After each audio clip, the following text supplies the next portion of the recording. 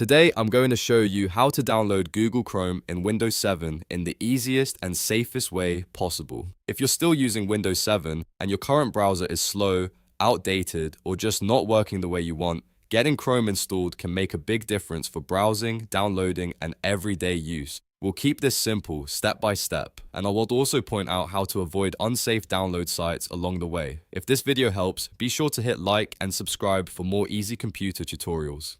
Let's get started.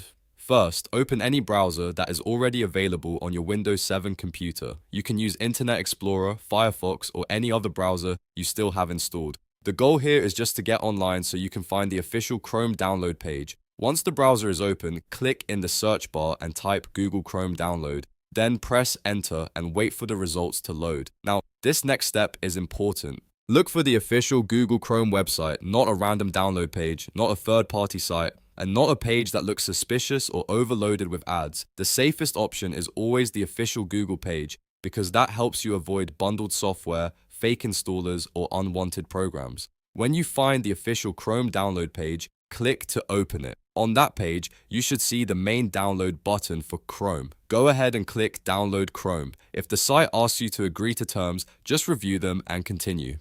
After that, your browser will begin downloading the Chrome setup file. Depending on your browser, you may see the file appear at the bottom of the window, in a downloads bar or in a download folder. If prompted, choose Save so the installer is stored on your computer. Once the download finishes, you'll have the setup file ready to run. At that point, you can open the file and begin the installation process. If you do not see the download starting, double check that you are on the official Google Chrome page and that your internet connection is working properly. Also, if Windows 7 gives you any warning message, take a moment to read it carefully before continuing. In most cases, just downloading from the official source is the safest method, and that's it.